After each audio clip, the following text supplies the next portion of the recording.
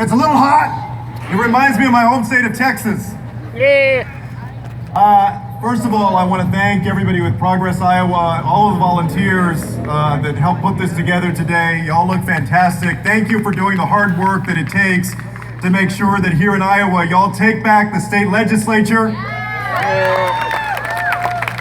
And the next time we have a governor's race and all the way down the state ticket, that y'all take back the state house, the governor's mansion, all of those positions that are so important here in the state of Iowa. You know, I'm Jullian Castro, and I often feel like I need a name tag these days because I have a twin brother. Some of y'all may have seen my twin brother, Joaquin. Sometimes you see him on like Wolf Blitzer's show or on MSNBC. He likes to say that the way to tell us apart is that I'm 1 minute uglier than he is. The real way to tell us apart is that I'm a minute older and he's the one in Congress. So I'm the one running for president. And you know, my brother and I grew up on the west side of San Antonio with my grandmother and my mother. My grandmother had come over to the United States in 1922 when she was 7 years old with her little sister because their parents died and their closest relatives lived in San Antonio. She got yanked out of school when she was still in elementary, so she never finished even the 5th grade, and ended up working as a maid, a cook, and a babysitter for her entire career. She raised my mom as a single parent. My mom raised my brother and me as a single parent after the age of 8. My brother and I are proud products of the public schools of San Antonio. I had the opportunity to go off to college and law school and come back home and become the first in my family to be a professional as a lawyer, and then get into politics and get onto the San Antonio City Council, serve for 4 years, and then 4 years after that, become mayor of my hometown of San Antonio, and serve for 5 years until I got a call on April 16, 2014 from President Barack Obama. And I remember the date because it's not every day that the president calls and asks you if you want a job. I had just driven through the drive-thru at Panda Express. And you know how on your phone it says like block call or unknown? It said private. So if you ever get a phone call that says private, answer it. Hopefully it'll be me on the other end of the line calling you. I did answer that call, and I ended up serving the last 2.5 years of the Obama administration as Secretary of Housing and Urban Development. Got to manage a department of 8,000 employees, a $48 billion budget, 54 field offices across the country, and to see in 39 states and 100 different communities, big and small, how communities are grappling not only with housing, but everything that is connected to that. The fact that where you live often determines the kind of school that your kid goes to. It often determines what kind of job opportunities are available to you. And in places like Flint, Michigan that I visited a month ago, whether you can do something as simple as drink clean water, oftentimes whether you have access to fresh food and the health care that you get. I'm running for president because I feel tremendously blessed with the opportunity that I've had in life in this country. And I want to make sure that no matter who you are, whether you live in a big city or a small town, no matter what your background is, that you can have those kinds of opportunities too, because we come together as one nation with one destiny. I'm convinced that in the years ahead, the destiny for our beautiful country is to be the smartest, the healthiest, the fairest, and the most prosperous nation on earth. The smartest, the healthiest, the fairest, and the most prosperous nation on earth. If we're going to be the smartest nation on earth, it starts with universal pre-K for 3- and 4-year-olds. We also have to improve K through 12 education by paying teachers what they deserve. My education plan includes a tax credit of up to $10,000 for each teacher. It also means continuing to reduce class size, investing in facilities, and making sure that no matter what the needs of a child are, they can have those needs met in the school that they go to. Because too often times the parents of special needs children feel like they have to be lawyers to argue with the bureaucracy that sometimes makes it hard for their child to get the education that they deserve. We can do better than that. It also means that because we know that jobs require more knowledge and more skill than ever before, that we need to invest in trade school education in our high schools so that folks can get gainful employment after high school if that's what they choose, and that we need to pursue tuition-free public state universities, community colleges, and job training and certification programs. And this is not a radical idea. There are folks here that will remember just a generation or two ago, it was common for a lot of public state universities to be tuition-free. We need to do that now more than ever before to be competitive and to help ensure that our young people can get good jobs in the 21st century economy. If we're going to be the healthiest nation on earth, we need a different healthcare system. The grandmother that I grew up with had diabetes, and I watched as her condition got worse and worse until right before she passed away, she had to have one of her feet amputated, which, as y'all probably know, is fairly common for severe diabetics. But that whole time she had Medicare. I want to make sure that we strengthen Medicare for the people who are on it and that we make it available to everyone who wants it.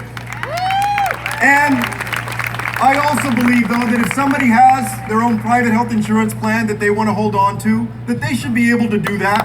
What I don't believe is that the profits of drug companies or other companies should ever determine whether somebody gets health care in this country. I also think that it's time for us to do things that we should have done a long time ago, like end this division between physical health care and mental health care and fund mental health care the way that it should be. If we're going to be the fairest nation on earth, it means reimagining our justice system so that everybody is innocent until proven guilty, investing in public defenders, cash bail reform, sentencing reform, and I'm the only candidate that has put forward a police reform plan as well. Because how many of these videos do we have to watch of especially young black men in our country that are treated differently, oftentimes with excessive force by police? Now, I was mayor of San Antonio before I was housing secretary. I know that we have a lot of great police officers, but I don't think that this is a problem of just a case of bad apples. The system is broken, and we need to fix it by increasing transparency and accountability in law enforcement, by working to mend the rift that often exists between police and some communities. We can do that in our country. If we're going to be the fairest nation on earth, it also means that we need to pass the Equal Rights Amendment and ensure that women get equal pay for equal work, and pass the Equality Act so that no matter what your sexual orientation is or your gender identity, you can't be discriminated against when you go look for a house or an apartment or in your job just because of who you are. Yeah. When I was at HUD, we passed the transgender rule to make sure that if you're transgender and you show up and you need shelter at a publicly funded shelter, you have to be accommodated according to your identity with what you're comfortable with. In our America, we will not leave anybody behind. There will be no second-class citizens. This will be an America for all.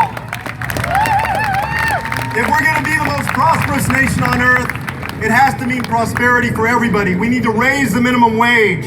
We need to ensure that our labor unions can organize effectively in our country.